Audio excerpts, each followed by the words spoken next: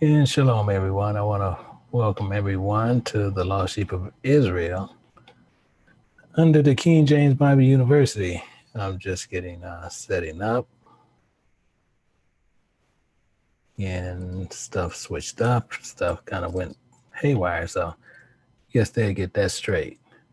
However, I want to welcome everyone here, and we'll be going through the teaching today on basically on what we was talking about. So what I want to do is make sure before we get this started, I want to make sure that each and every one give them some time to switch over, because I know some people got to go over from one side and come over to this side. So trying to give them time to do that. And then I will be cranking up this teaching here, because we had a lot of questions that was pertaining to this teaching that we'll be doing this weekend. So with that, we decided to where we'll go through, show you guys a little bit about what's going on, because what a lot of us need to understand as we're going to be going through this, what you really need to understand is a lot of this this weekend is a lot of spiritual teaching in there, which you can take your notes, you can get there.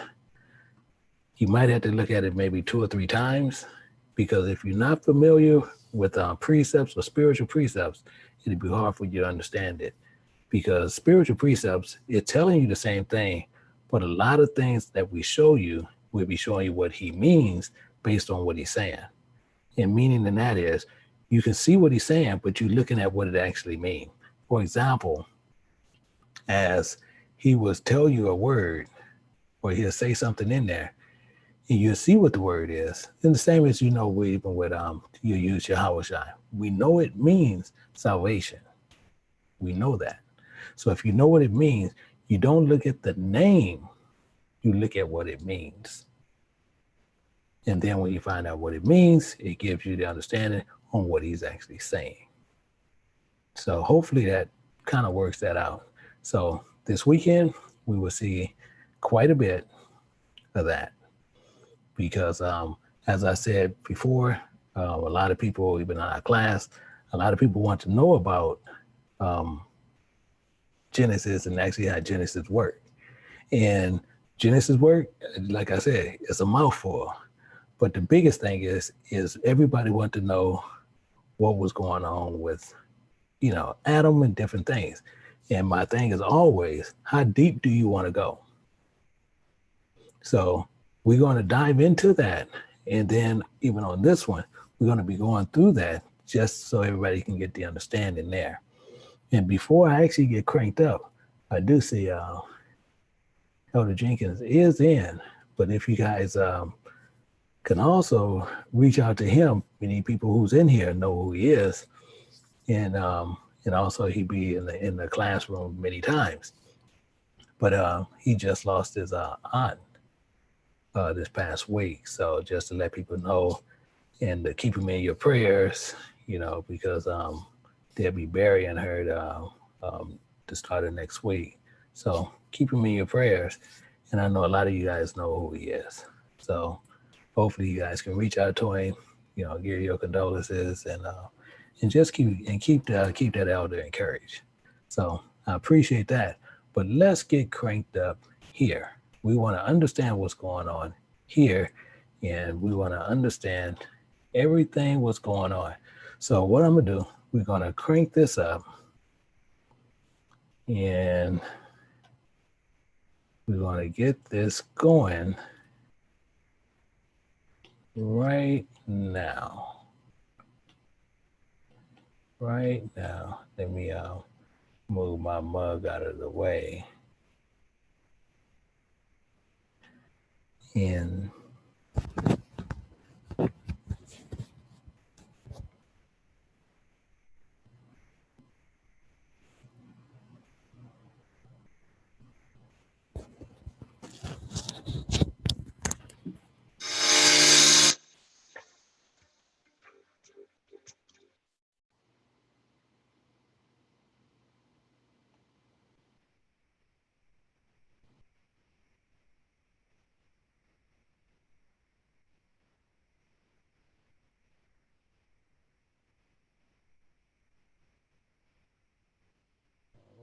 that pausing?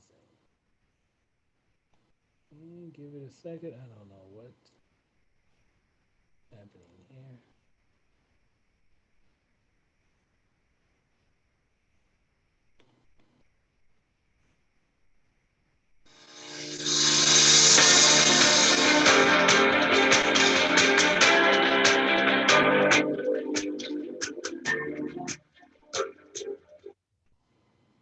So I don't know what was going on there. So let's run that one more time.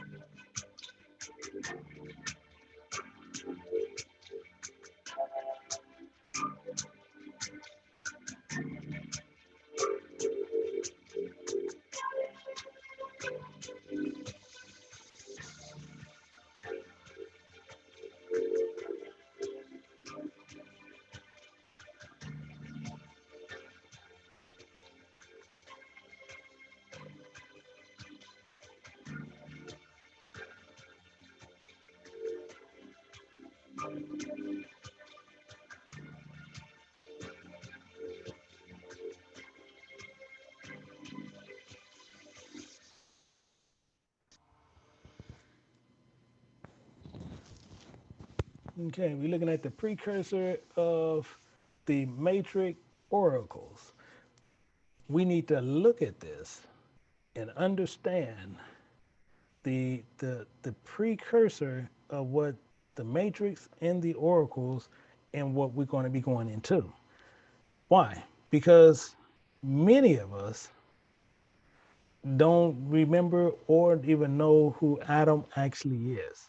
So we need to go in, we need to find out who he is, but we got to look at the precursor to understand what we're doing, because many of us is doing such a thing as what Adam was doing. Meaning what? See, are we doing what Adam is doing? Because same as Adam, many of us can't tell you what Adam's actual name is. Are you with me? See, if you don't know what his name is, and we're going to go deeper into the scriptures on this Sabbath day, to not only to show what his name is, but many of us not knowing who Adam really is. See, we even have brothers doing that today. We even have brothers actually probably in the chat right now. Meaning what? Calling themselves by another name, saying their name that they had originally was a slave name. So how is that that's a slave name? And they was named by their parents. So was their parents technically in slavery? See, now if you answer that yes, I'd like to know, how was they in slavery in the 60s, 70s, or 80s, or 90s? Because it makes no sense. So, but they would tell you that's a slave name, but the parent named them. So they took it upon themselves to name it another name, which is still not the legal name, but they actually is a hidden name, to where they give you the hidden name, that the name that they give you today, it's not the actual name. So you follow me? See, this is the problem even with Adam. See, Adam is using Adam and what you see in Adam, but Adam actually tells you his name.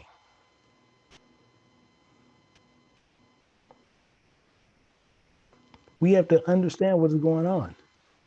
See, because if you change your name and you still under bondage of this situation, see, I hate to tell you who you really are, what you know. See, you're still under bondage. So you can say you're not under this government system, but you actually are.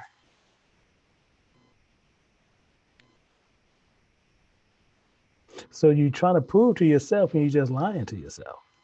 So you see, Adam only means, as I said, only means mankind. We're going to find that out distinctly and in depth on this Sabbath day. And we want to understand what that means.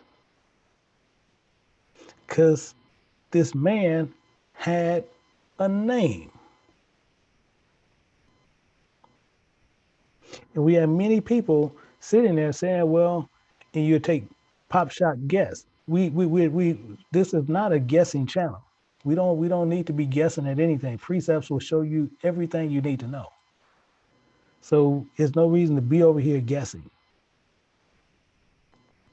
We need to understand what is happening. See, because many of us have the same thing on what Adam wanted to do, and the same thing that Adam do today is many of us are Adams. Meaning what? See, some of us even want many wives under different names. Many of us want money, power, things, cars, houses. Why? These are things that they want that's coming from their heart that they believe that they should have. Adam, mankind, because many of us is part of mankind. Meaning what? Because some of us part of mankind. If you're part of mankind, then you're part of the flesh that is on this earth, and you're not part of the spirit that he tells you what you need to be doing. Meaning what? Many people have a problem with their name. So they change their name. They change their name to call their name whatever else they want to call it. They named is this Israel, this, that Israel, this, that Israel, Yashawula, all these different names. But who are you fooling? You're fooling yourself. Because this is why also most times when people try to come inside even the classes that I even run, the first thing what they want to do, they want to come in with those names. The first thing I ask you is, what is your real name? I don't need no name that you done made up. See, if that's your license name to where it's on your birth certificate, that's one thing. If you telling me some other name and that's not your real name, you're no different than Adam.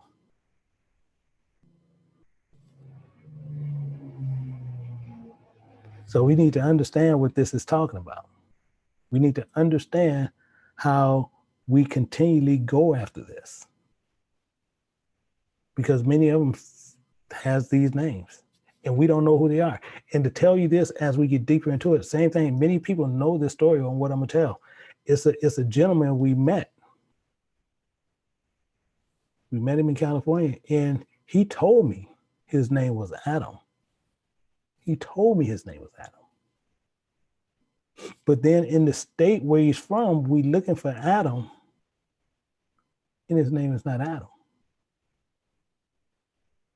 But he said his name was Adam. So he took it upon himself to change his name on something that he said, but that's not actually his name. The same as my name is Michael, and this from birth. Licensed. Michael. My son, same name. But we have people want to sit there and say these are, oh, well, this is my government name. So is your mother part of the government? Because is your mother the one put you in bondage and gave you this bondage name? So it'd be simpler, just call yourself Adam, mankind, if you don't want to use the name. Meaning what? Because these are the things. If I had covered my transgressions as Adam, if you covered your transgressions as Adam by hiding my iniquities in my bosom, in my heart.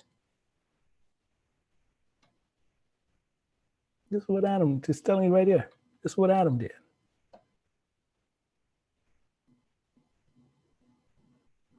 Clearly what he did. These are things we have to understand and get it wrapped around our heads and understand we continually do this and not even know we're doing it. So we are hiding things today as in yesterday, hiding our sins in our hearts, even as Moses had to separate Adam's children from Israel. He did it. The Most High is going to do it. He did it. Meaning what? He had to separate the children of the flesh from the children of the promise.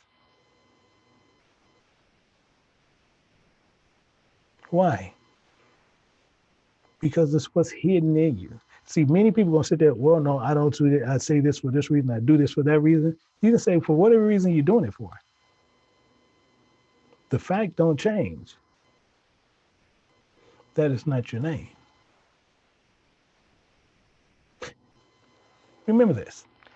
Remember the days of old, consider the years of many generations. Ask thy father, and he will show thee. Thy elders, and they will tell thee. So you ask them what you're doing today, is it any different from what you seen yesterday? See, you study the Bible more today, but they will tell you they went to church more yesterday. So you tell me what's the difference?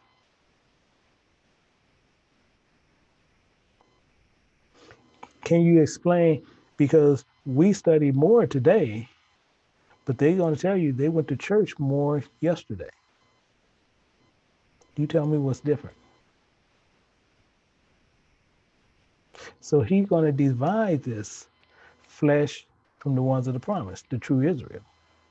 Because we're hiding things and the Most High must divide us. So when the Most High divides the nations, their inheritance, when he separates the sons of Adam, the flesh,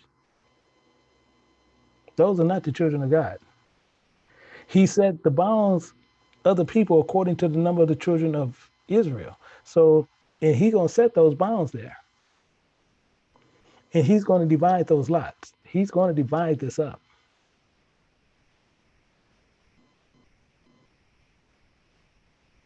So we can sit there and you can juice it up as much as you want.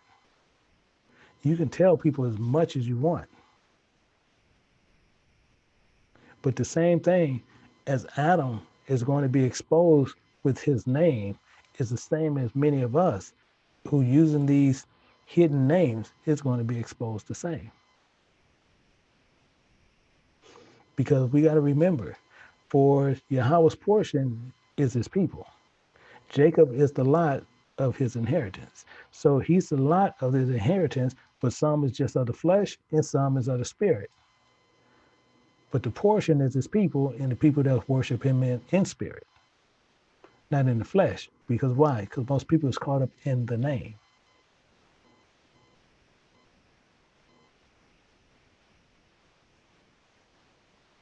This is the problem. This is a bigger problem than what we think it is. We have to understand when he separates the spirit from the flesh, many of us who think that we are cinched in is not cinched in.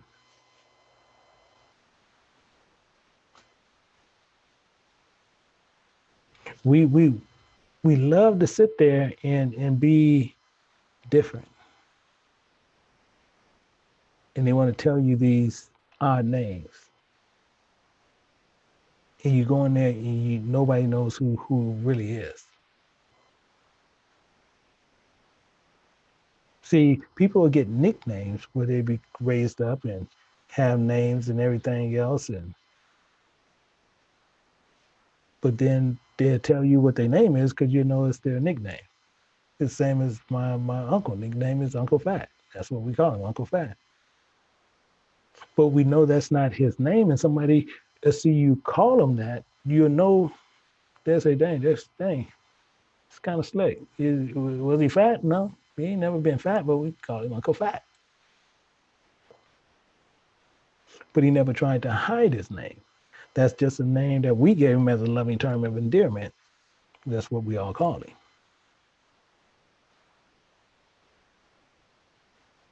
So what's going to happen is this: when we are in the wilderness, where we are today, we need to not be trying to figure out what name we're going to be using. You let him do that. The name you have is the name you have.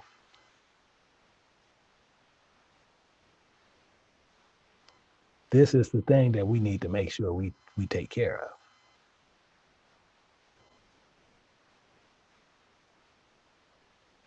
So what I want to understand is this, is many of them will, as he said, he found him in a desert land, in a deserted land, in a desert land, meaning nothing is there.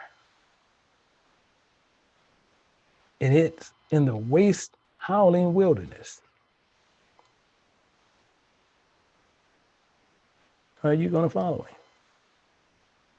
See, because he led him about, he instructed him, he kept him as the apple of his eye.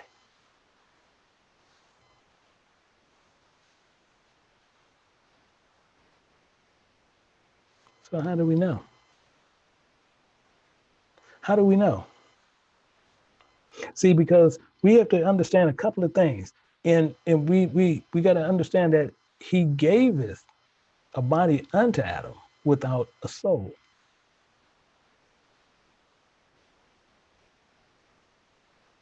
Which was the workmanship of thy hand, and doeth breatheth into him the breath of life. And he was made a living before thee. So if we look at Genesis, you'll see how it changes, because the breath is the breath of life, which is the spirit, and we can see the wind, which way it comes, and it comes through the spirit, but we don't know which way the wind actually blows. But when we look at Genesis, and we can look at Genesis, and you see in the Lord God formed man from the dust of the ground and breathed into his nostrils the breath of life, and he became a living soul. However, still when you see he giveth a body unto Adam without a soul. So he was created without this.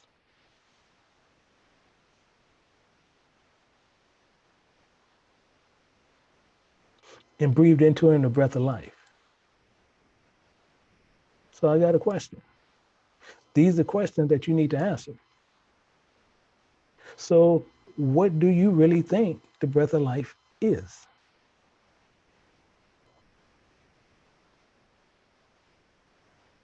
That's something you need to be able to answer for yourself. What is the breath of life? Because he's saying clearly, he giveth a body unto Adam without soul. And he makes this clear. And he formed man from the dust of the ground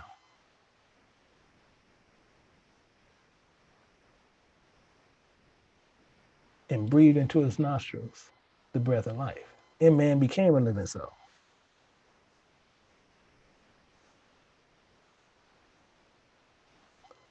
What happened?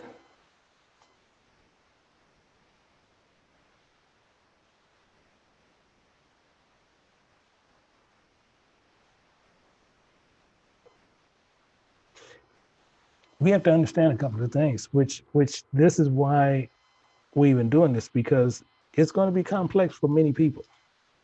And some people might be seeing this kind of complex as it is already. But we got to understand something on what's going to happen. See, because in thy glory went through 4 gates. So in the glory of the Most High, you're going to go through 4 stages. You're going through 4 gates of fire. So the one of fire, do you know what this is or who that is? You need to think about that. Many going to sit there and say it was Daniel. Is it?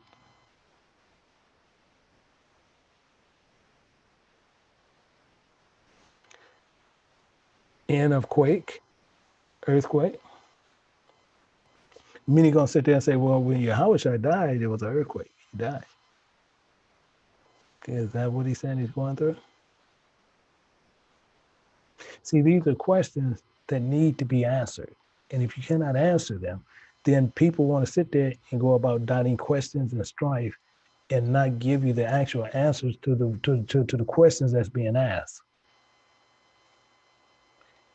And of wind and of cold. See, because we know Elijah was taken by a great wind. So what is it? What is going through the cold? See, we cannot answer many of these questions. Why? Because we don't even know who Adam is. This is the problem. Adam answered these questions. Who Adam is answered every one of those questions perfectly.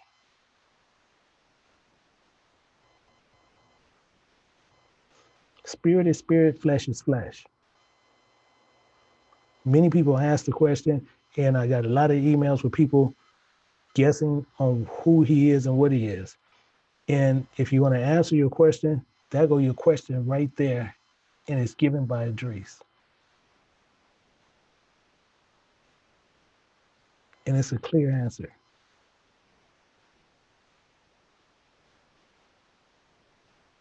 This gives you who Adam is, the male. This tells you who he is.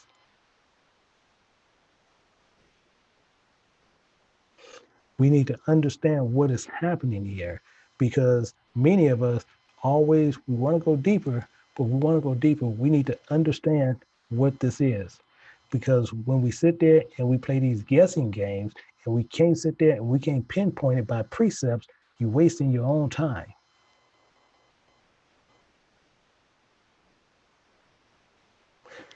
We have to look at many things, and yet tooketh thou not away from them a wicked heart.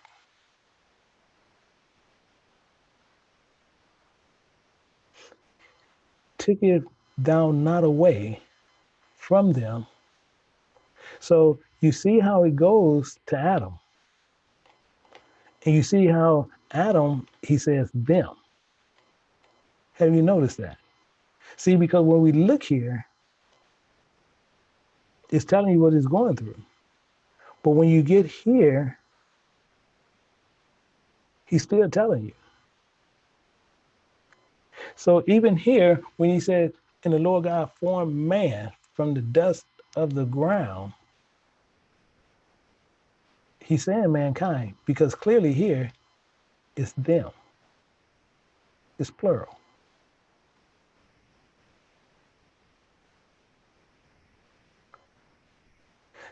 That thy law might bring forth fruit in them.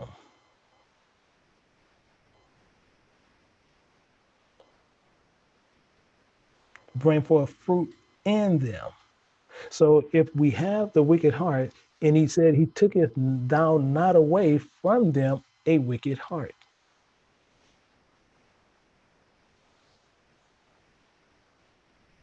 Are we prepared to answer those questions?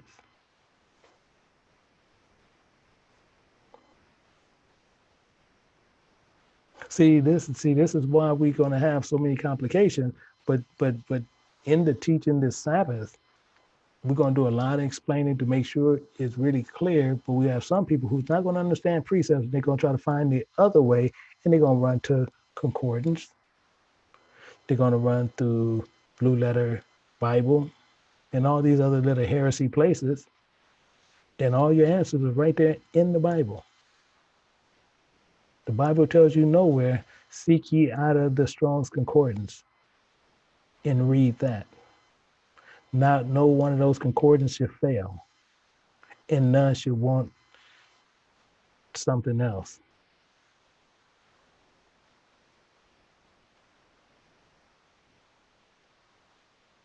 So we need to understand. So we need to understand the first Adam bearing a wicked heart transgressed.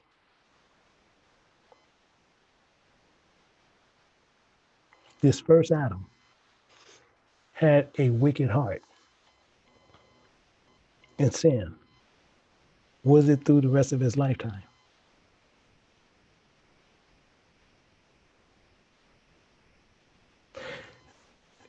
Adam is put there as a stumbling block for many.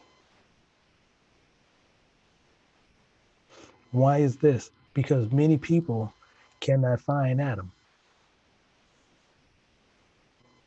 And the easiest way to put it is he'll put Adam's real name in plain sight, and you'll never see it.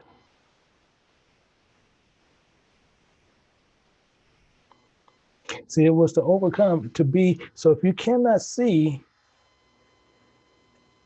who Adam is, how can you see when you sitting there and transforming your ways to where you don't feel that you sin? You're doing one of the same things. So if you can't see him and who he is, how can you see yourself and when you sin? You just take Adam for what it is, Adam. You don't take him for who he actually is. You take him for what he is. So that's Adam. So when you sin, you want him to see you the same way.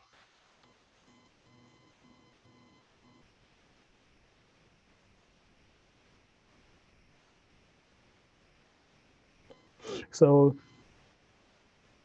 be all they that are born of him. So if you're born of Adam, and some gonna say claim they didn't. So if you're not of Adam, you might well you wasting your time even studying the Bible. Wasting your time. So this is the problem that most people have.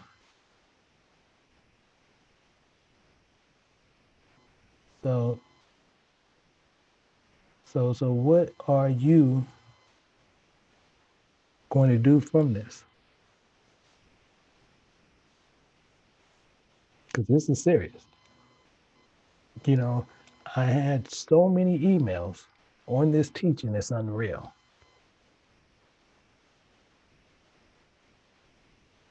And they sitting there doing all these guesstimates and everything. And as I said, if you want to see and you want to answer some questions, these are the questions that you need to answer for yourself.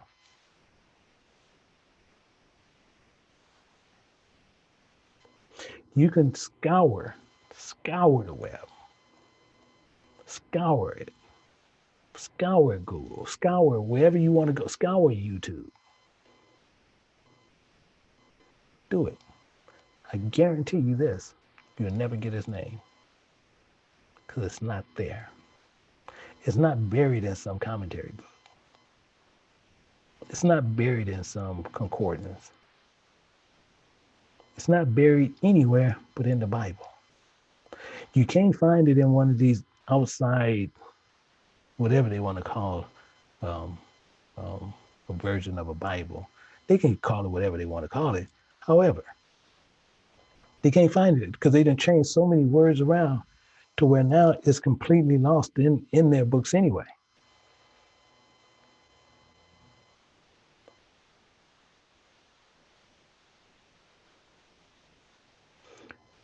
Our hearts are so wicked. We have done these. Thus, the infirmity was made permanent in the law, also in the heart of the people, with the make the it's all the time malignity, which is just the wickedness, malignity of the root, which is just showing the wickedness of them, so that the good departed away, and the evil abode still. So the good left and the evil stayed.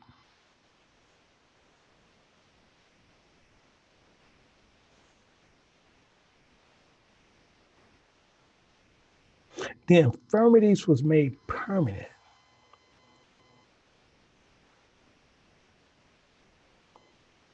So when we want to sit here and we want to play these games, as we want to call ourselves, we're going to search. Oh well, we search in the scriptures, and then we want to tell this one that, and tell this one that, and tell this one that. But when they can't go in that book and they cannot understand the precepts of the spiritual understanding on what you need to know, and you go in the front of the book in the second chapter, it tells you about a people of Adam.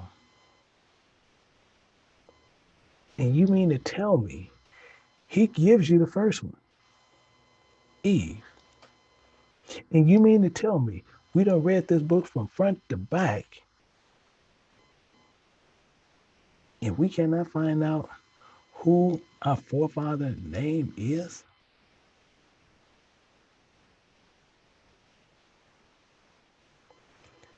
They don't even know who you are because you done changed your name to something.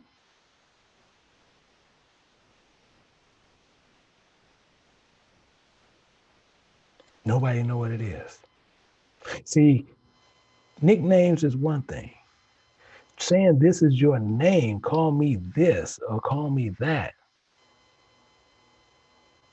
is confusion.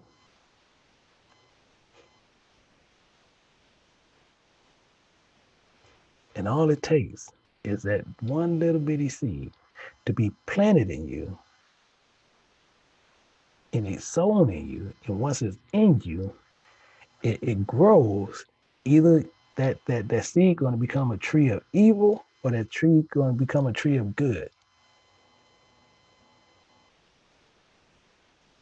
And if it's evil, it's going to be dry, and it's good for firewood for the Most High.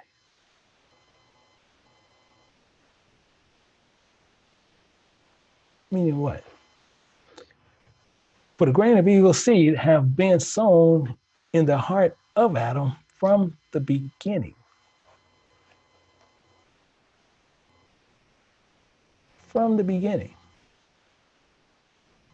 The grain of evil seed was sown in Adam from the beginning, in mankind. But most of us don't know his name, so we just got to use Adam.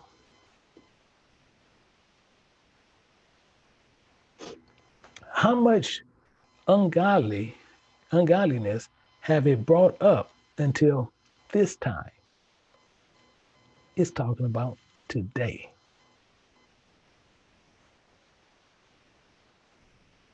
Tell me,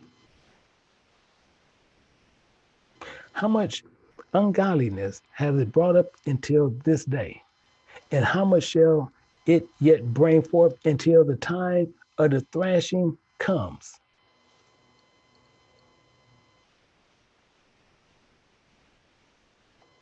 This is our problem, folks. This is our biggest problem today.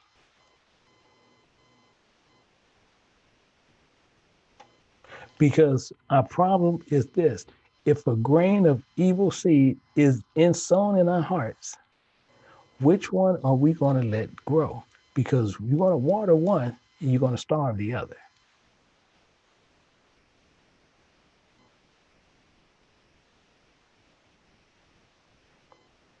We like to look at the same as you see even these guys who want to have multiple wives. Just think about this. They don't look at the one wife, even though the Most High tells you in number, do not multiply wives. But what they do, they want to base it on flesh, and the first person they run to is Solomon. They want to run to David. They don't want to look at the good things. They want to sit there and say, they have multiple wives. The Most High didn't say nothing. The Most High not looking at flesh. He's looking at your spirit. But they base it on that. What's worse, people listen to it. What's worse, people honor it. What's worse, people replicate it. And they base it on something that's so straightforward, and they get that wrong. And then the first thing we do, and somebody can ask you the simplest question: what is Adam's name? Adam. What? Okay, both their names was Adam. We go to Genesis 5:2. He called their name Adam. We know her name is Eve. What is his name? We know Adam means mankind. Well, that's his name, Adam. Okay, so how many wives you got? Well, we got as many wives as we want. Okay, wait a minute. You can figure this out, even though it's wrong. But you're saying you figured this out, and you can't tell me what his name is?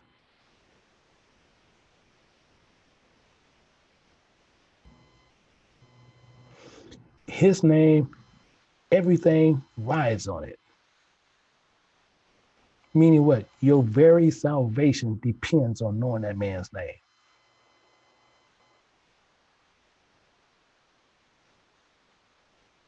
If you, I'm trying to be really, really cool here. Um, if you don't know Adam's name,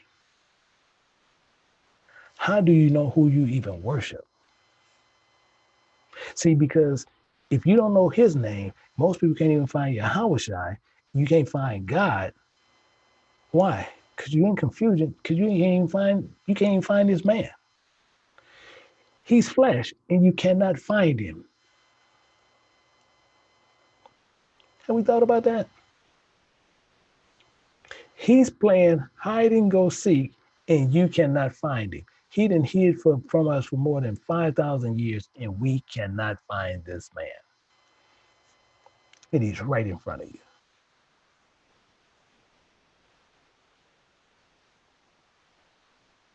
Right in front of you.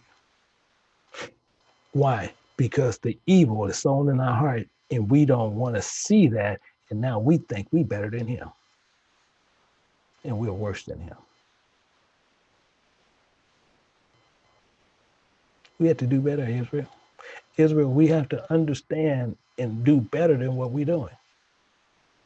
We want to sit here and understand bits and pieces of the book besides understanding the book.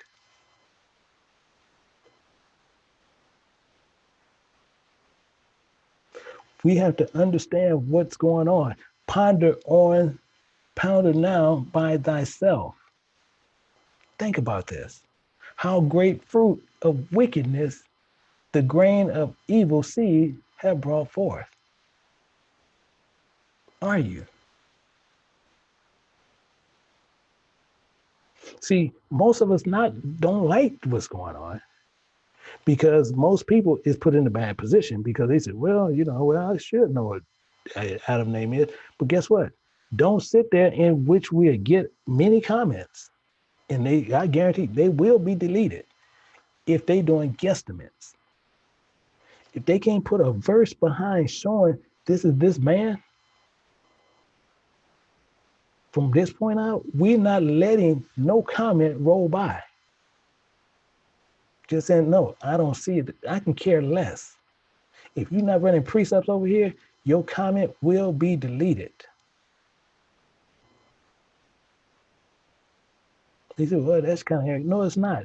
What we're trying to do is keep nonsense from people who just opened the Bible up 2 months ago, and now all of a sudden they're masters in the Bible, and they have all the concordances, all they need, and blue letter Bible, and they do what they want to do.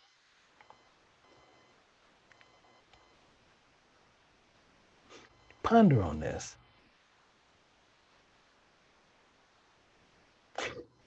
Remember this. Thou madest Adam.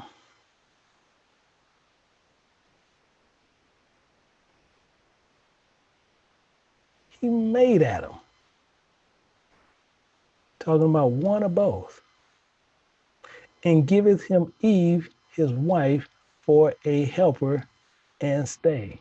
Now, this is not nowhere close talking about a help meet. If it would have put it right there. How do we know this?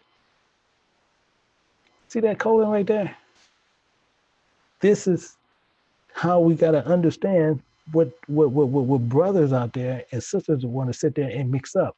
What meaning what? They want to sit there and tell you what something mean in Yiddish and they want to call it Hebrew, but then they don't understand their own common language and where commas, semicolons, colons, question mark, they don't know what none of this stuff mean, but they're gonna tell you what Hebrew means.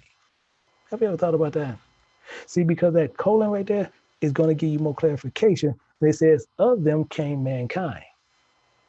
So we know that's not talking about a help meet.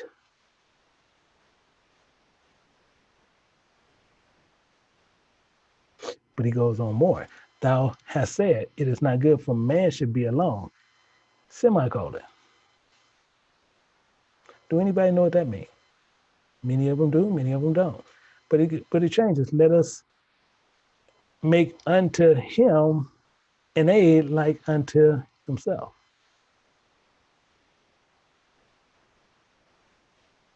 You see the switch? Are we seeing the switch?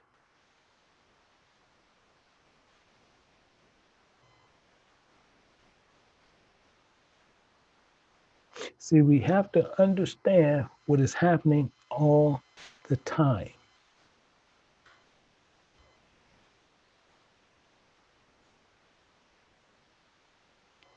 Let us make unto him like unto himself.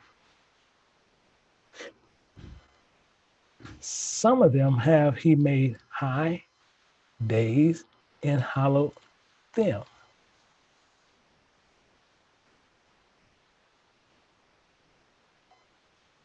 Some of them have he made high days and hallowed them. And some of them have he made ordinary days.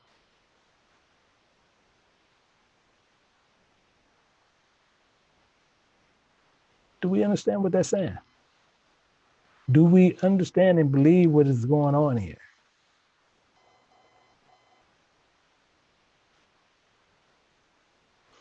We have to get into what is happening all the time and understand what the Bible is saying, not sitting there where we're doing guesstimates.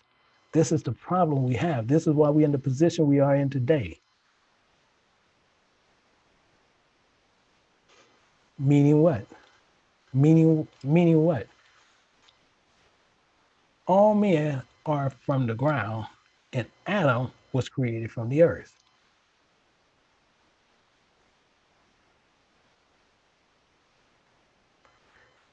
Your serious key is right there.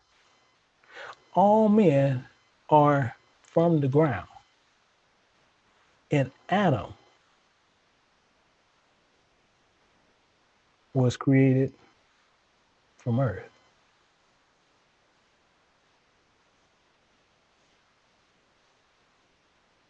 See, these are the things that we're going to be switching back and forth on, but we're going to get more to explanations, but we need to make sure as we get into those to where we will understand exactly what is happening. So with the questions that was all being asked, they are being answered here with the question to where you can answer for yourself. Because we have to understand, in much knowledge, the Lord have divided them and made their ways diverse. Because in knowledge of Yahweh have he divided them. So in knowledge, the Lord have divided them and made their ways diverse. Why? This is the way he works. He don't change. He don't alter. You have some women sitting there. God ain't. I forgot the guy they said. He don't like ugly. I ain't too keen on pretty. I forget. Well, however they said. He ain't too keen on anything is that is flesh.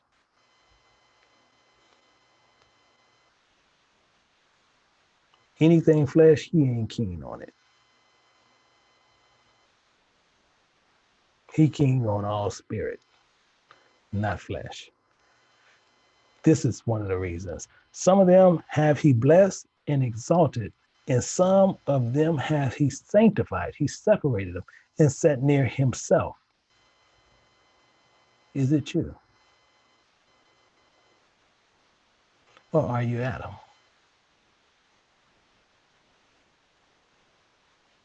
Or are you Adam? Because if you're Adam and you come to him, you coming in a name he don't know. And the first thing he gonna say is, I never knew you. Depart from me, you worker of iniquity. Yahweh Hushabala. All these little weird names they want to come up with. Dude, I don't know I don't see you in the book. Oh, for my slave, no, dude. That's your name, but no, I don't see this name. I don't know you. Them had he cursed and brought low and turned out of their places. You can sit here and play with this all you want to. He's not going to change what he's saying.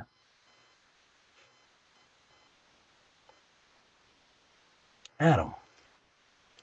That's your key. Adam. Many of us are going to sit there and think that we know Adam. But do you actually know Adam?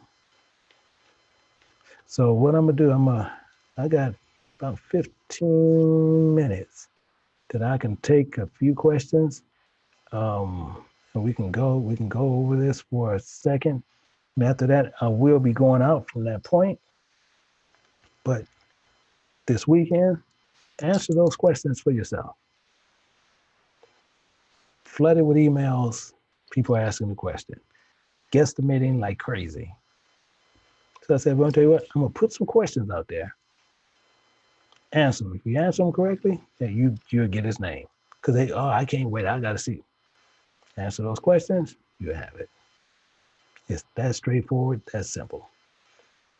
So what I do, I'm going to take a few and hopefully, let me set this up to where if we do have any questions, I can take a few right now. And if not, I will be going out. And the same thing, seems like we don't have any. So hopefully, if I don't get any within the next, say, minute, then I can go ahead on out. So what we have to remember is that this weekend, make sure you have a paper and pencil ready. Make sure you go through everything and understand what you see. Understand what's happening.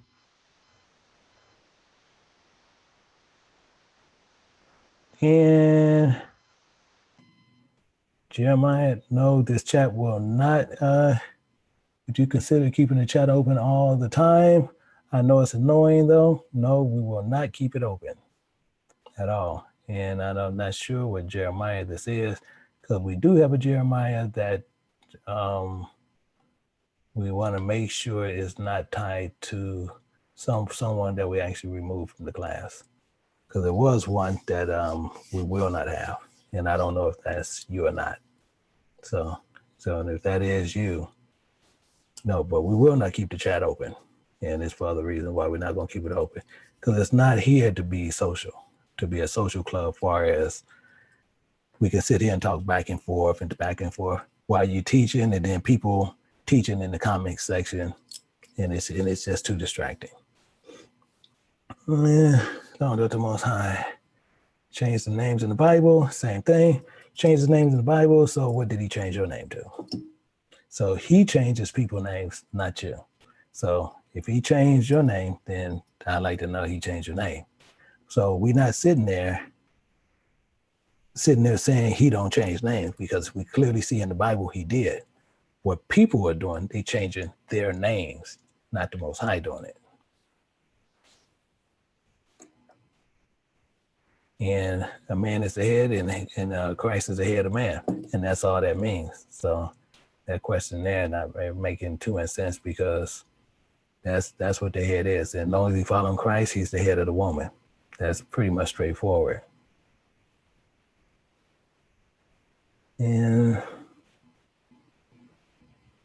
okay, what does it mean? A man is the Christ is the head of. Okay, if you don't know what that means, I'm gonna have to get a sister, because what does it mean that a man is the head of the woman, meaning that he's the head of, I don't know how you don't get this, the head of a woman, and Christ is the head of the man, and saying Christ is the head of the church, but it's just showing you the pecking order on how it's going, because God is the head of Christ. So it's showing you that order. So if you're not getting that, I don't know how I can actually make that more clear, because that's one of the clearest parts in the Bible.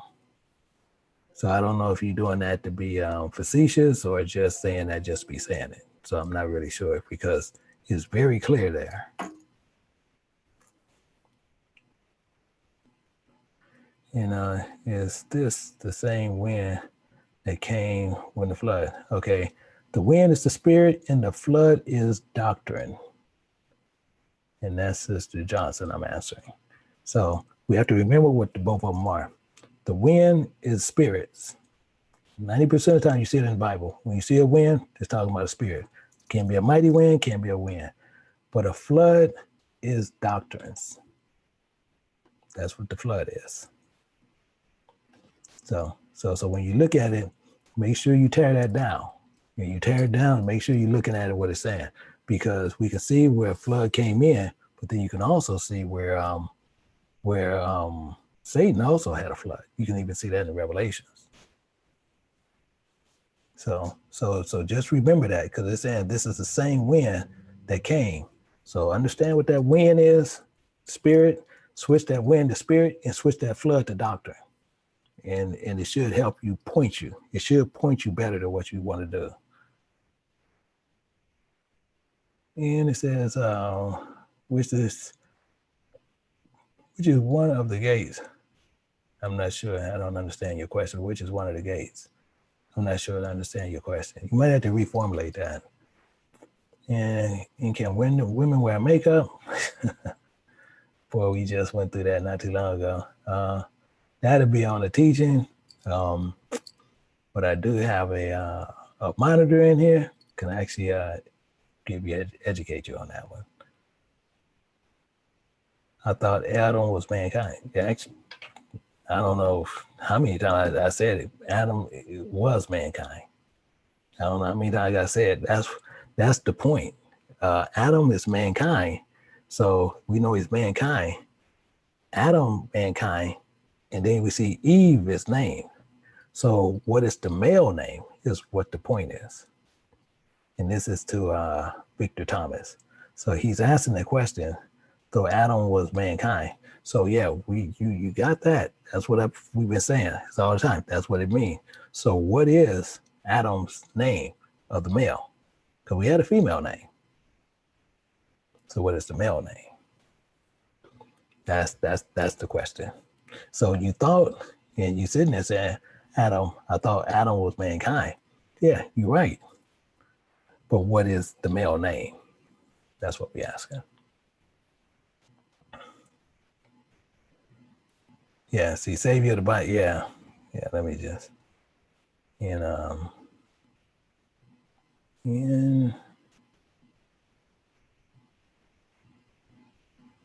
Yeah, and that's the point what I was doing. This makes it too hard to understand. No, because what I'm gonna do, see today, what they did, they asked a lot of questions in emails. So what I did, I told them I answer them back because I got a flood of them. So I want them to answer the questions because what they were trying to do was find out the name before the teaching. Technically what they was doing. So, and people in my class, they'll tell you, I will ask questions and I won't answer you because I want you to do your studies and do that. However, we're going to chew this up on this Sabbath day, and we're going to chew this up and lay it out and understand exactly what it is. Because we're going to walk all the way back, and we just going to walk down the street, and we're going to get a complete understanding. That's what we're going to be doing. So this way, you'll completely understand what is happening. So don't worry about it. You'll get it. I promise you that. But it got a lot of spiritual meanings that's going to be in there, which a lot of people might have to go back and look at it again. Because we do have a lot of people who eat big time steaks here. And they don't want to know what those are. And they probably look at it a couple of times. So they can tear it up a couple of different ways. But promise you, don't worry about it. You'll be okay.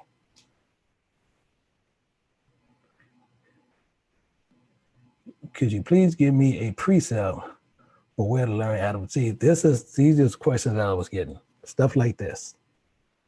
So if you want his true name, I just gave you stuff right in this teaching. So that's what I was saying. I got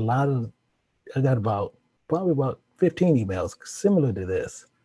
And they're saying, please, could you give me a precept where I can learn Adam's true name? So I gave you some where you can get his true name. I even said, this is where you can actually pull it.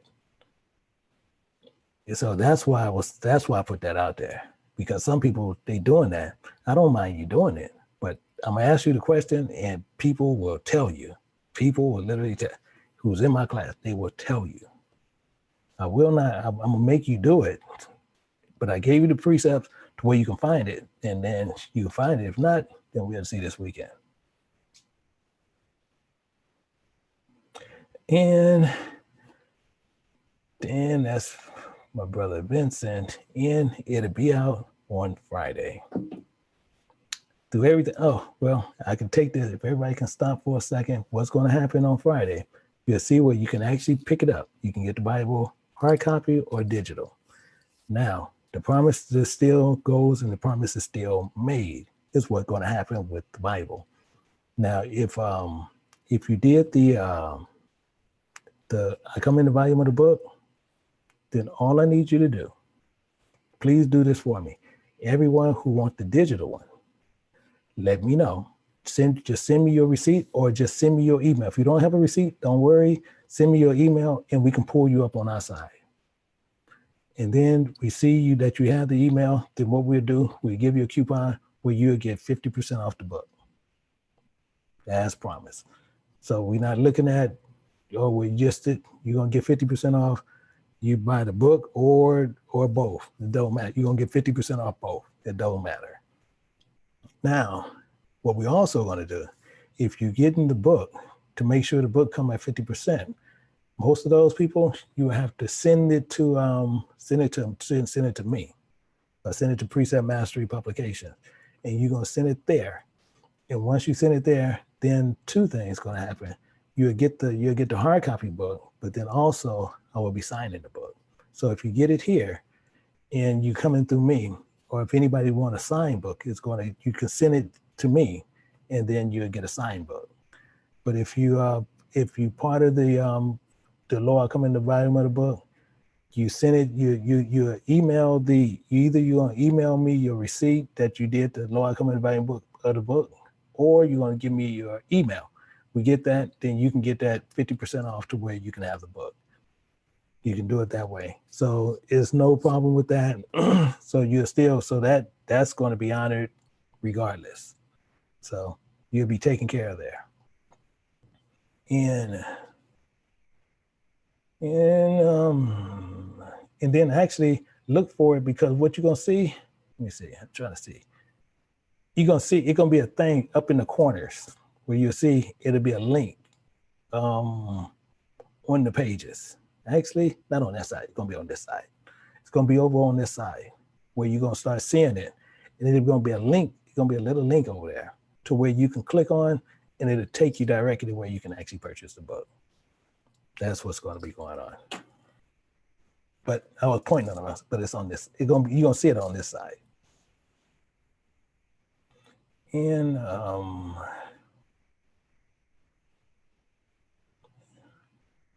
yeah, see, again, we don't want to do no guessing. See, it's saying God created Adam from the dust, not from the ground. Okay, so again, we don't want to sit there and do a lot of guessing.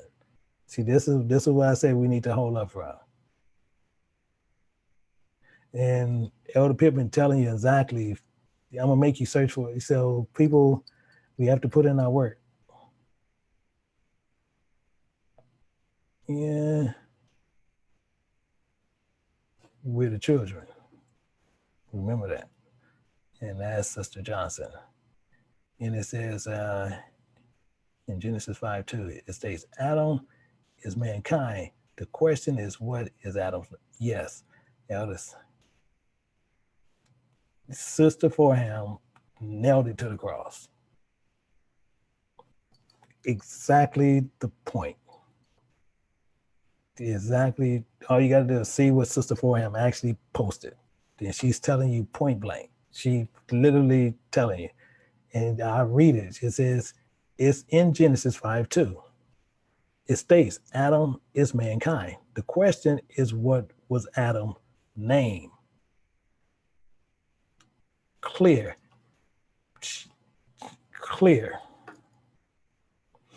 And then it got the Spirit who created the people before.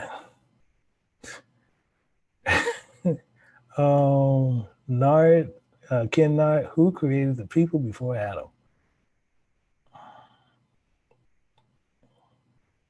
Yeah, I just keep that brother in prayer.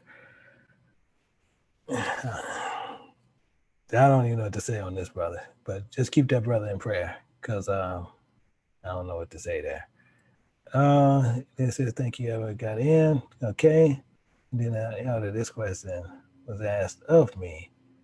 What objective rule do you use to determine if a Bible passage is literal or figurative? Okay, in 1 second, but I'm still learning and I have not full knowledge to answer. Okay. And the question is Lewis Free. So he's asking the question in which way to determine the Bible passage is literal or figurative. I can show you a couple of ways how you can always catch the figurative every time. Figurative is any time is demonstrating something based on a tree walking around talking, water being your guard. It's speaking figurative. Always. But now the Bible, we got to remember, the Bible is more than 90% figurative. We just have to catch it when it's doing it. And when it's doing it, it speaks in a lot of ways, but most times he will start telling you in most of a story. And then as soon as that story goes, it'll change. Sometimes it'll change just for one passage and then it goes back. We have to know when it does it. See, it's the same as actually this one guy, he was sitting there and they were just doing this yesterday, where they was talking about Emmanuel is not Jesus, and so it don't go with over there in the New Testament. And all right, he's right. However, Emmanuel, he's not saying what the name is. He's saying what it means. So the Most High never, in another way you look at it, Lewis, you never look at what he's saying. You have to look at what he means. So he never talks at what he says. He says what he mean what he says. So if you look at what he means, they would have caught it, because Emmanuel just means God with us. That's it. You don't mean anything else. Because the kid name wasn't even Emmanuel. The kid name was Malar Shalah Hasbaz. It wasn't Emmanuel. It was just, it said, in naming, God with us. So when he went out there and he said the word that God with us, what? He just letting you know God with him. So the same thing with Yahushua. When the Spirit rested him, same thing. Just God with us. That's literally all it's saying. So we have to understand when he's saying something and what he means. Same thing, he'll sit there and talk about, you tear down this temple. Yahushua never speaks in a literal way. Never. Only time he speak that way for a second is when he's talking to those disciples in the back. Other than that, he never talks literal. Moses, get literal understanding from the Most High is when you got to understand when the Most High talking to him. He's talking literal. When Moses talked figurative. But that's something else most people don't catch. And then most people want to put themselves on the level of Moses. See, because he only spoke to Moses face to face that way. But people sit there and say they can read a passage and they can understand what the Bible passage is saying, besides looking at the precepts to get the understanding, and they just read it and they just get it, which is crazy within itself. Yeah.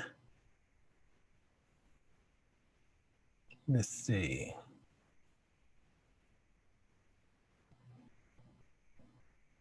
I guess Adam male. Henry Adam. Okay, it's a male and female in Adam. We got the female name, but we need the male's name. That's the question. And there's only one guy who agreed. Yeah, I appreciate it. And how come it says man can see God, but people in the Bible seen him? I'm trying to see, how can it say, how come it said man can see God, but people in the Bible seen him? I believe he might be trying to say, how come it said man can't see God? I believe that's what you're saying. But people in the Bible seen him. Yeah, you can see him. If you love God, you can't see him. I can show you that right there in Exodus where they seen God. But no man can see God and live. Really. Actually, let me show you. Let me prove the point. Let me prove the point that you can see God. Because it's really straightforward.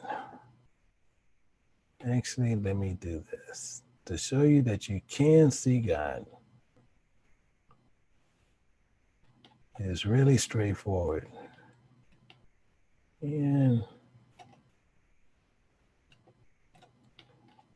every now and then we get people who do that, and we want to sit there and understand.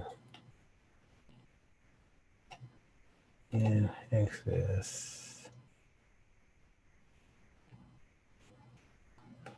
let me make this font a little bit bigger, and we should go from there.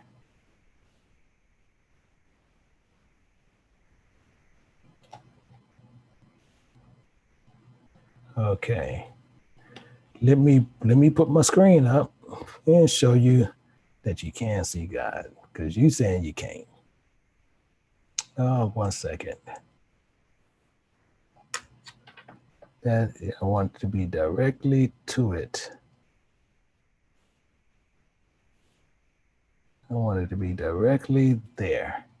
That's where I want to make sure you can see it very well.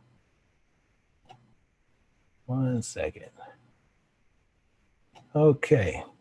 So what we're going to do, we're going to look at this. And you see right here, verse 9, it says, then went up Moses, Aaron, Nadab, and Abihu, and 70 elders of Israel. And they saw the God of Israel. So again, how you studying? See, how you studying, you saying they can't sing. Because it's telling you, I just showed it to you. So this is what I'm saying. We having people who saying you can't see God, but it's saying certain things. Same thing as Sister Dana's telling you right now, is that you can't see His glory. That's what you cannot see. But that's the whole nother teaching within itself.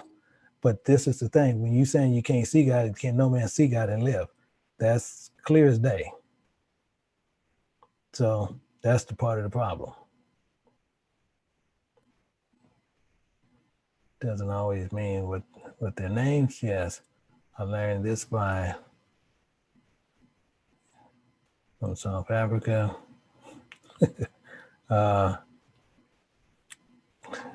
Yeah, that's I don't even get why you even saying that in South Africa. That's a whole nother ball game within itself.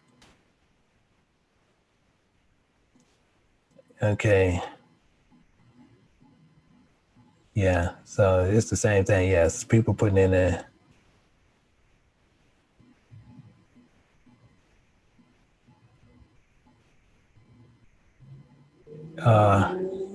Yeah, I heard you say God only created Adam and Eve only. No, you ain't never heard me say that. So I don't know where you heard that from. You ain't never heard me say that. And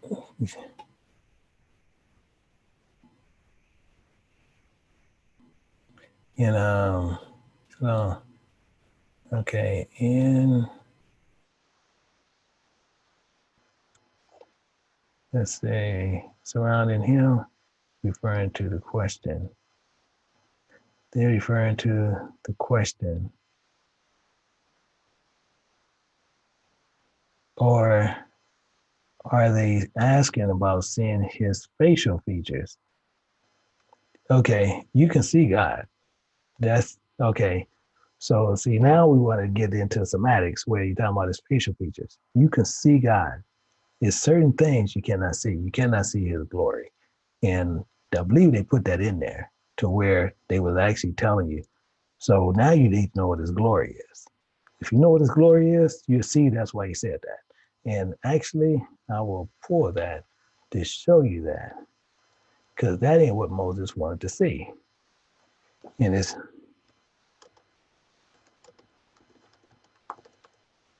I'll show you that because that's what Moses was asking. And I'm gonna highlight that to where you can see it. So we need to understand. So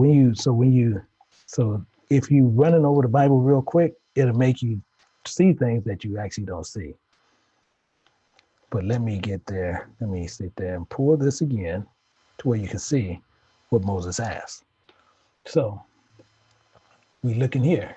And we'll start here. And this is Exodus 33. It says, and the Lord said unto Moses, I will do this thing also that thou hast spoken, for thou hast found grace in my sight, and I know thee by name.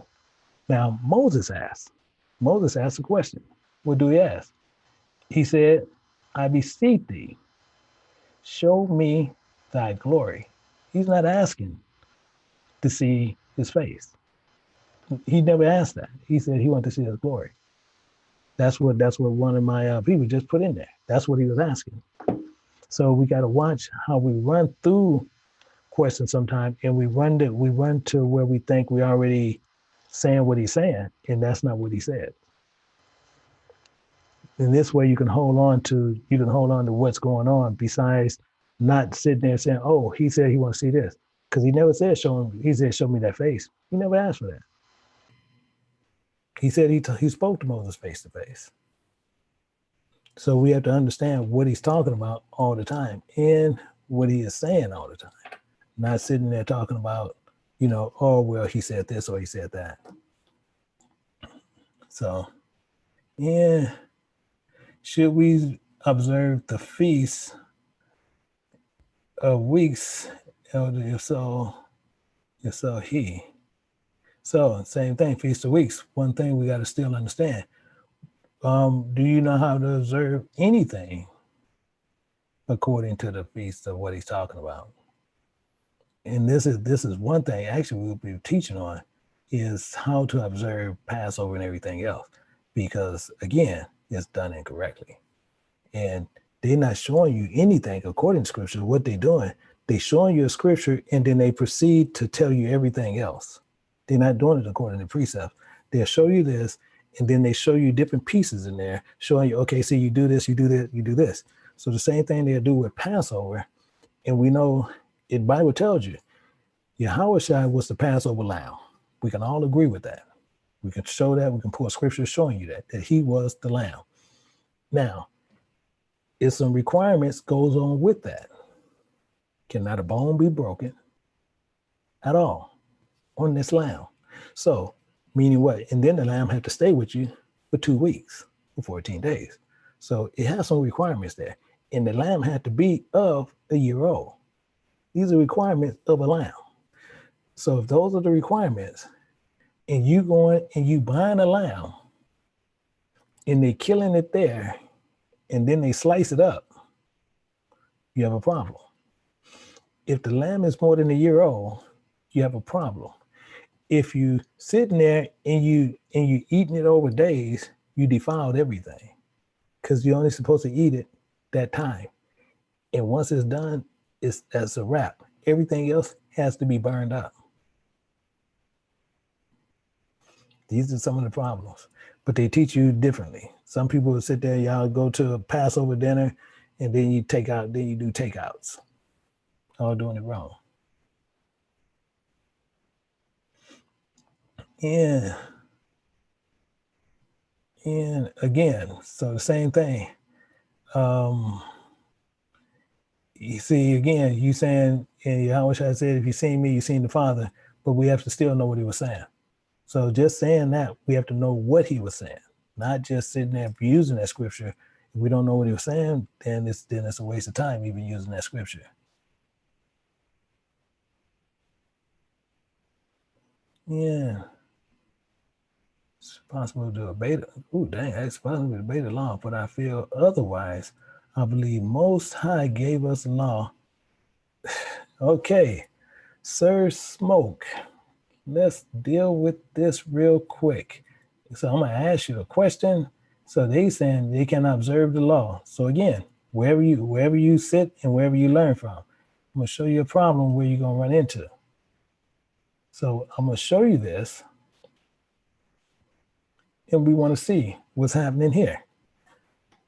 And they say you can't observe the laws. So let's look at another part here. Let's look at something else. So we over here in Luke chapter 1. So ask you a question. You saying they said you can't keep the law.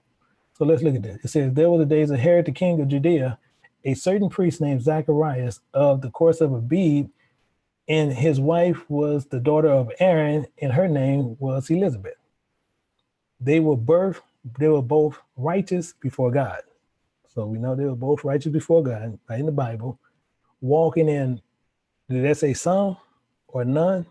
Or do it say all? You tell me.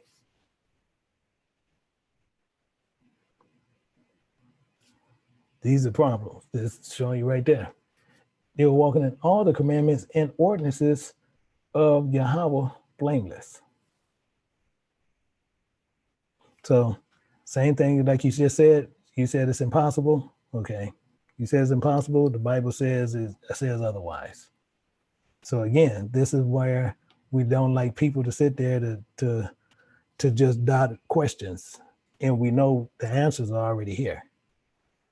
So whoever told you that, they lied to you.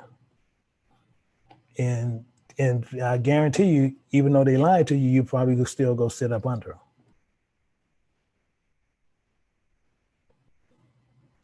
So these are some of the problems.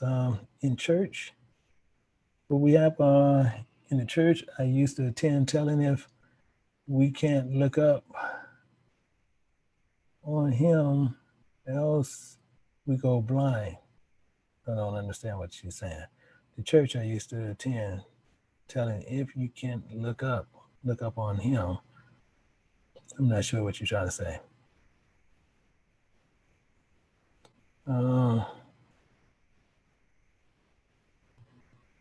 So I still don't know what you're saying. You're saying it's impossible. So I don't know what you're saying because you said saying blameless. So I'm not sure what you mean from that statement there. Yeah, I'm not sure. I'm not sure what you're saying there.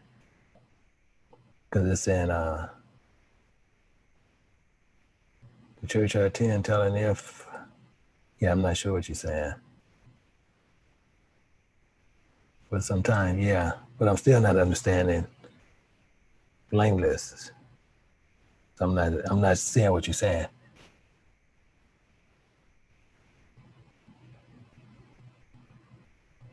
Yeah, and saying actually Elder Pittman telling you. Yeah, because because if you saying you learning from me, I never said what you stated up here. I never stated I've been told it was impossible to obey the law.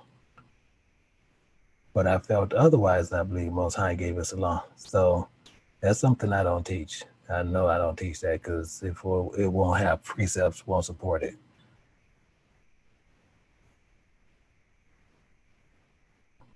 Oh, okay. You just agreeing. Okay. Yeah. Because I wasn't sure, yeah, because you do have people out there will say that. And I know people who tell you you cannot keep the commandment. And I can show you all through the Bible. But the only reason I go to the New Testament most times to show you that, because most people like to be these New Testament people who believe, and I go right and show you right in the New Testament.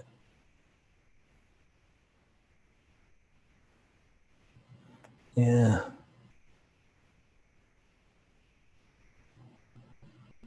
At the church I used to attend, teaching what you can't see the Father. Go blind. Yeah, teaching that we can't see the Father, or else we go blind. Is that true or not? That's a complete lie. And I would leave that church because they teaching that you can't see the Father or else you'll go blind. And actually being blind is actually being blinded from the truth. That's literally what the Bible tells you. Same as you take, for example, it tells you that Yahushua made the lame walk, made the blind see. See, many people thought a lot of blind people was out there walking. He's not saying that. He's saying what he means. So if you don't see the Most High or you don't see his message, you're blinded. So it's like you walking in the dark. That's what he's saying. He's not saying they was physically blind and they needed a guide out there with them. He's not saying that. They was blinded from the truth. So he made the blind see. That's all he's saying. But they'll tell you differently. Oh no. Sir Smoke, no, we're good. I'm just saying, yeah, I'm just saying,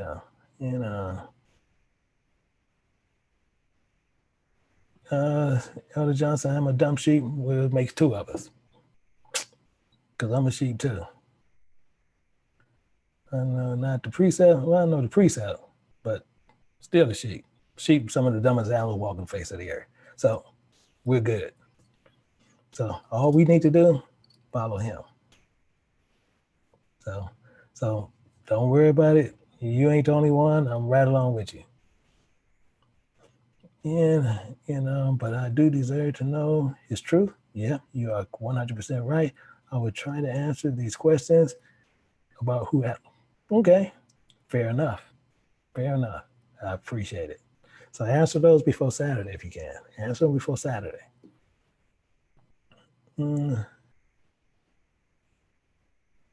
Yeah, I do.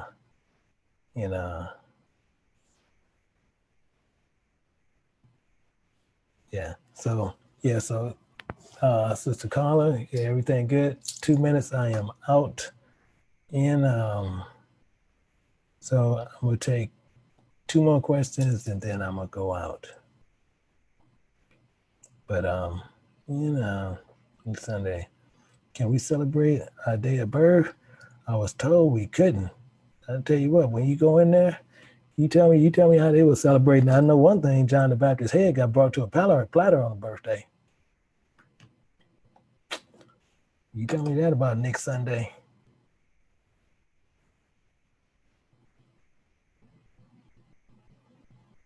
Yeah, and most people tell you, yeah, everything in the Bible is literal, and the Bible is not literal.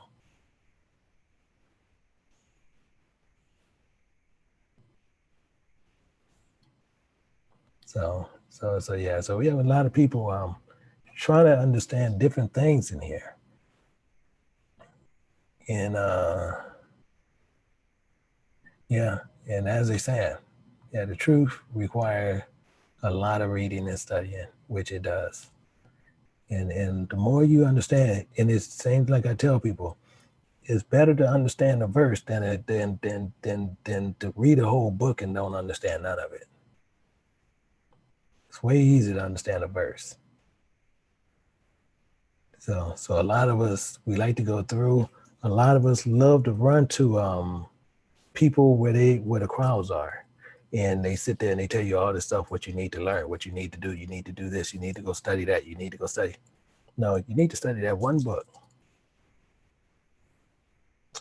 White people curse to be white where they are originally melanated. Interesting question. I normally don't get into it, but what we do, the Most High tells you he would bless them that bless you, he would curse them that curse you. Now I'm gonna put this back on you, Mr. Sir Smoke, because you're gonna actually answer your own question, and you're gonna know the answer to it. So what we want to do is ask you this, Sir Smoke, if you are Israel, just remember what I'm saying. If you're Israel, you tell me. Because we're created in his image. It tells you in Genesis 1:26-27, he said he will create us in his own image. In the image God created he, him, male and female. He created he, them. That's what he said. Now, you tell me, Mr. Sir Smoke, did they put him up on the trees and burn them and take pictures? Did they put him in shooting for no reason? Do they put him in prison for no reason? Do they beat him for no reason? He said, the same you did unto them, you really did it to me. They were showing you how much they actually hate God. So answer that question for me. So you ain't got to put it in there, but I already know what your answer is, because if you straight up, I already know what your answer is. And you're more than welcome. Please. Should we pay offering?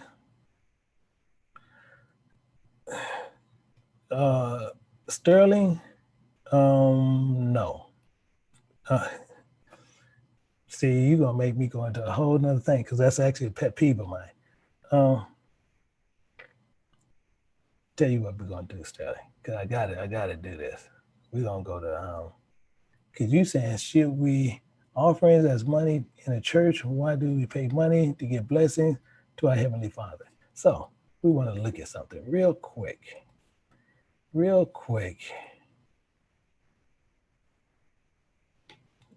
Because doing that is a huge pet peeve of mine. So I'm gonna ask you a question. 2 Corinthians, and we're going to chapter 9, verse 7. And this is one they actually use. It says, every man, according as his heart proposed in his heart, according to his proposed in his heart, let him give, not grudgingly or of necessity, for God loveth a cheerful giver. So I'm gonna ask you a question. This comes with a question. So you're gonna give. So if you're gonna give to the church, you give, because he don't want you to give grudgingly. Or you can't give grudgingly or of necessity. You work that part out. Church lights, mortgage, water, building fund, pastor, whatever you want to call it. Can't be out of necessity. If they sit there and say, we trying to raise, necessity. You answer that question. You answer that question. And two, it's not even required. Same thing you see people donation buttons all over the place because they're trying to get this all over the place. Okay. Yeah. Yeah, I appreciate it. Yeah. And I had to do that one because paying money to church, that's a big pet peeve of mine. Adam became aware of himself and was able to assume responsibility for his actions.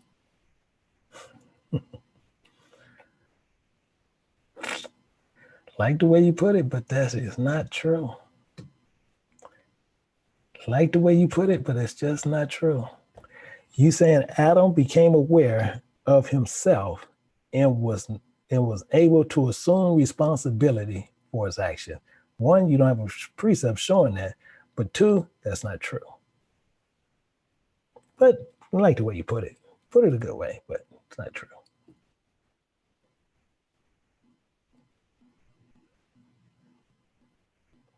Yeah. And he learned, no, sir, Smoke, no, you good. But I just wanted you that's why I said, that's why I put it that way. Because I already know you know the answer to what I said. Because you got to remember, if you're Israel, why they hate you and have no reason to hate you? You're in the image of God. And they can't stand your guts.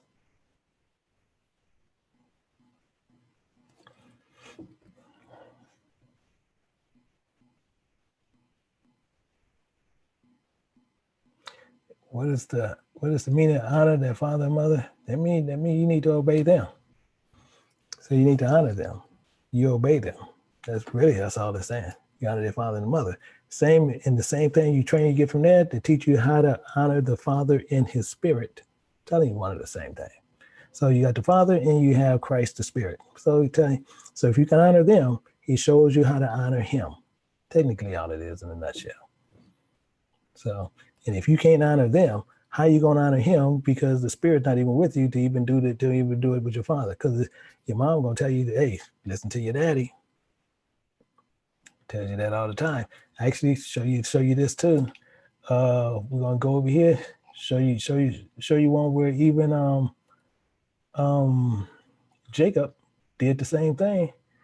Let's go over here real quick to where we'll get that answer that for the brother to understand one thing, because we do know who what. We know that Jacob's name was changed to Israel. So he was married to the Most High. Now watch this. It says, Jacob called unto his sons and said, gather yourselves together that I may tell thee which shall befall on you in the last days. Watch what he says here. Gather yourselves together and hear, ye sons of Jacob. So now he's talking about, hey, Jacob, hey, y'all sons, come here. Of the flesh. But watch this. And hearken unto Israel, your father. That's of the spirit. How do we know that? All you got to do is go to Romans 9 to break all that down for you. So he's just telling you the same way. It's just the same way, just twisted around another way. So this is what we always have to remember. Never go outside the scriptures. As long as you stay in the scriptures, you always stay safe. So to answer your question, how you honor your father and mother, okay, same thing as your mother telling, as he was sitting there telling you, but he wants you to listen to the promise of your father. And your father is the Most High.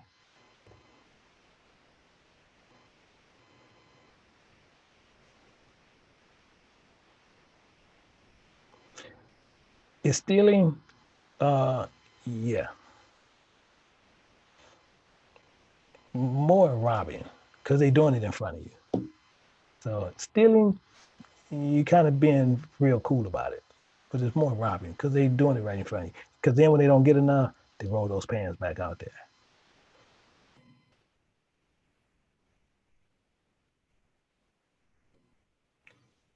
Yeah, same thing.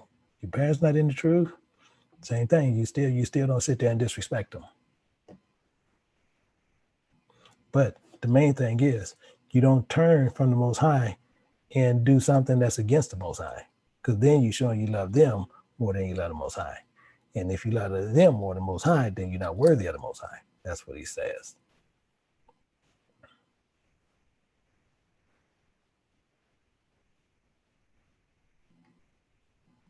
Yeah, thankful. Yeah, there's still multiple. Yeah, multiple wives, silliest thing. Bible tells you. Women doing it, silliest thing out there. And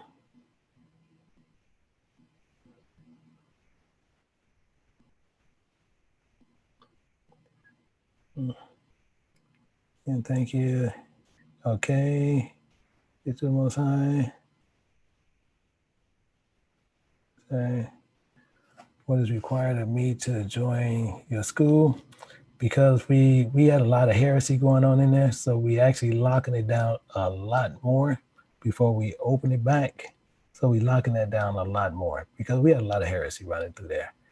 And we had some people coming in, just got out to Christian church a month, and then all of a sudden they know the Bible, which was still full of heresy. So we had shut it down because it was just getting too crazy.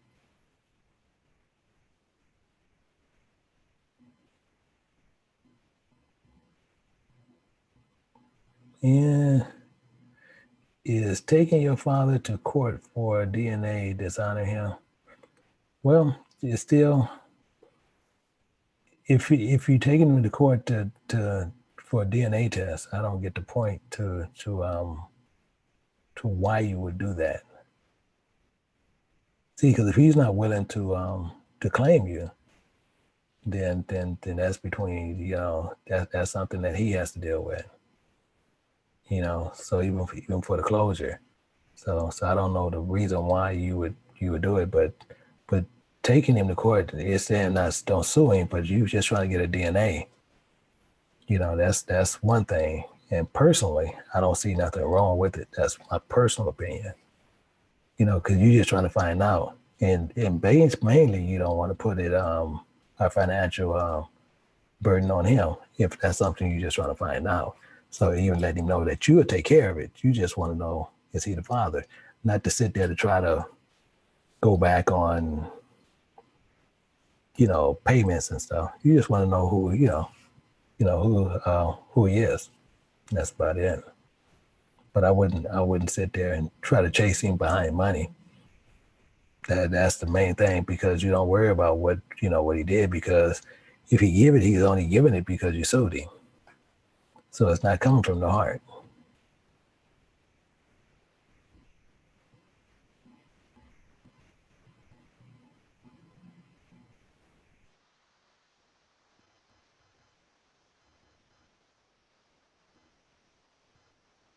Yeah.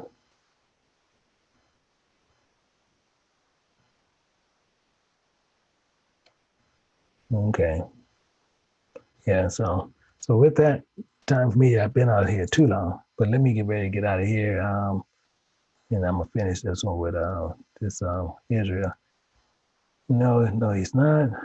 But his wife keeps saying, "I'm not his daughter. I just want to have the peace of mind that he is my father." Yeah, so I don't see no problem. As long as he's willing to do it, yeah. And don't put no expense on him to where he's tripping. And the main thing is, if it is, and he still don't reach out, and it is it, then I don't know what to say. But just to find out, I don't know what the problem is. Because yeah, you said, I'm not his daughter. Same thing. I got one daughter, and she ain't worth two quarters to rub together, and she'll be 30 this year, and wouldn't trade her in for anything. But you know, but I don't know how people can sit there and have children and then don't want to claim them, and they personally put them there. I don't get it.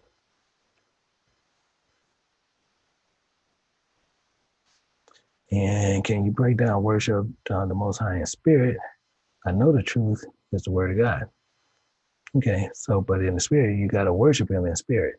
So worship Him in spirit is everything, to where you can't sit there and be looking at everything in the flesh. So that's mainly, kind of in a nutshell. Besides doing a big teaching on it, you don't look at things of this world as in what's material.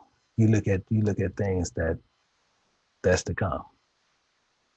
You don't put wealth in, or your price in things of this world.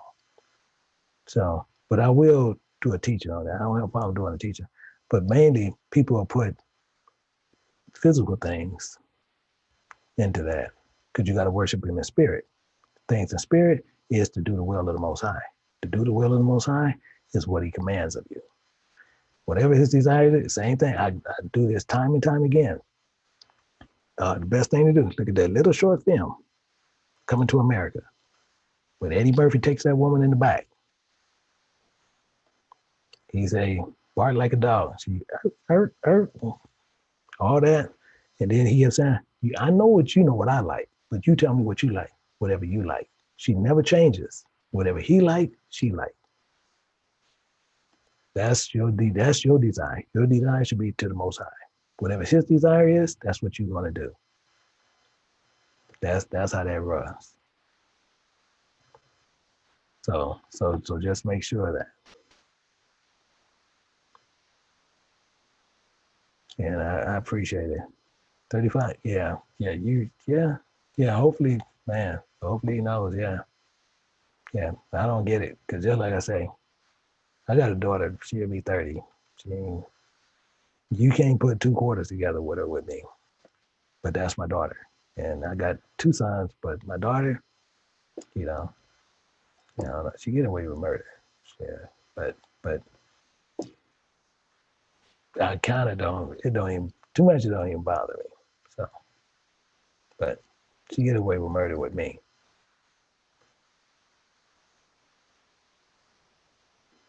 So, and actually, my granddaughter, she ain't far behind her. And yeah, the church uses a physical thing called spirit. Actually, exactly the point. Exactly the point. They use physical things and call them spiritual. And the same thing as I tell anybody. I like to do them in person. And I'm gonna do this and I'm gonna get out. So hopefully you guys don't see no more questions.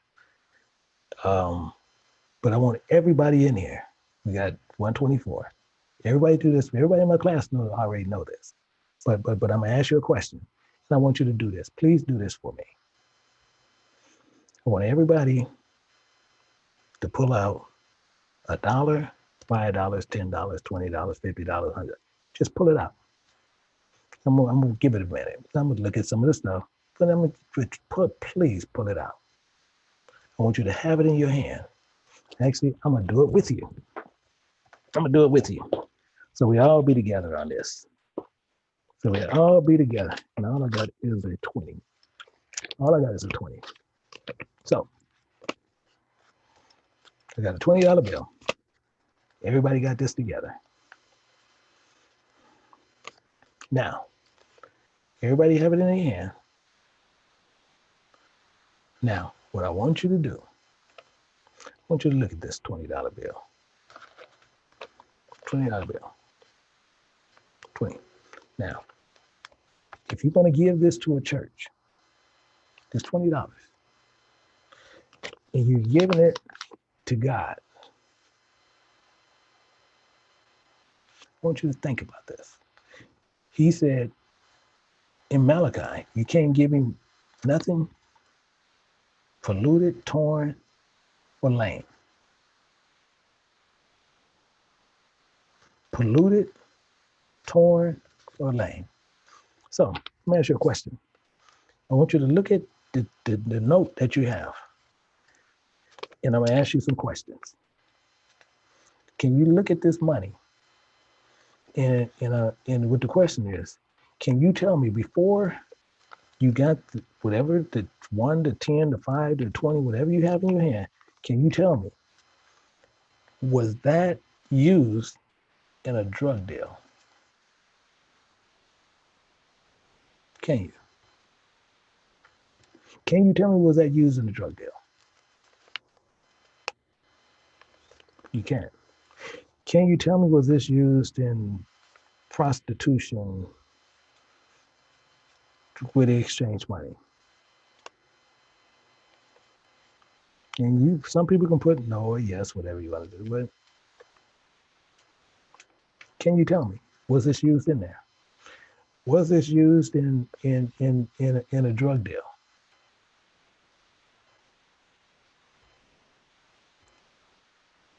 You don't know. Before it got in your hands, was it used in a drug deal? Before it got to you, was it used in a drug deal?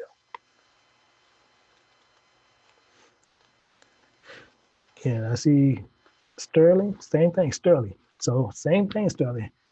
Before it got to your hands, can you tell me, was it used in bribery? Can you? Can you, Sterling?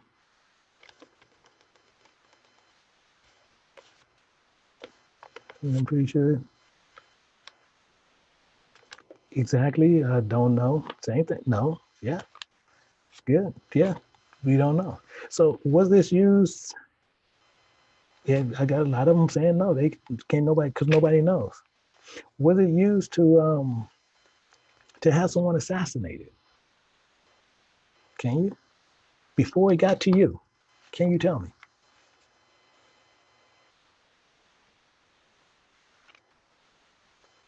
Most people can't do. You don't know. You before it got to you, you don't know how many times it's circulated and don't know who hands it circulated to before it got to you. Same thing, Mr. McBean. Don't know. I agree. I don't know. I don't know where it came from. So I'm on the same boat with many of you guys because we don't know. So he said he cannot take nothing that is not pure. So this is polluted. We don't know where this came from. So if we don't know where this came from, Why are you offering this? Are you with me?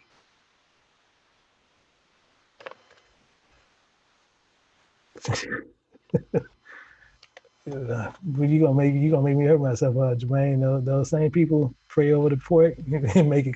Yeah, same thing. Yeah, same thing. So he said, if we don't know where this came from, we can't take it. He cannot take this. We doing the same as Cain. So you can't offer this. He says in Hebrews 10:5, offer sacrifice or offering not what is not, a body, not this. This is polluted. You don't know where it came from. You don't know where it came from before you got it. That's all he's saying. That's the sense of this. But guess what? They will sit there in a church and take it in a heartbeat. Without question, they'll take it. And it's polluted. So next time a pastor run up on you or something, use that. Tell them, hey, you want to tell you what? I want to make sure that I give to God and be right. Is it wrong to refer people to Deuteronomy 14:22? Good verse, better verse. Go to Jeremiah. I show you this. See, I got to get out of here because some people know I teach all day, but I mean, I'm gonna show you a verse that you go to. I'll show you a verse you go to. Good verse, and use this verse with that. And this brother Daryl, actually, man, that's my middle name, Daryl. Um, but use this verse. I actually highlights this verse. But use this verse, brother Daryl. I want you to use this verse to go with it. I want you to go to Jeremiah chapter 7 with Deuteronomy 14:24. I want you to use this, but start at 22 because you want to give them the understanding on yours on Deuteronomy. But you take them over here, and we're gonna start at Jeremiah chapter 7 verse 21. It says, "Thus says the Lord God, the Lord of hosts, God of Israel, put your burnt offerings and your sacrifices and eat flesh." He wants you to get something. For I spake not unto your fathers, nor commanded them in the day I brought them up out of the land of Egypt concerning burnt offering or sacrifices. But this thing I commanded them, saying, obey my voice, and I will be your God, and ye shall be my people. Ye shall walk all the ways that I have commanded you, that it may be well unto you. Why?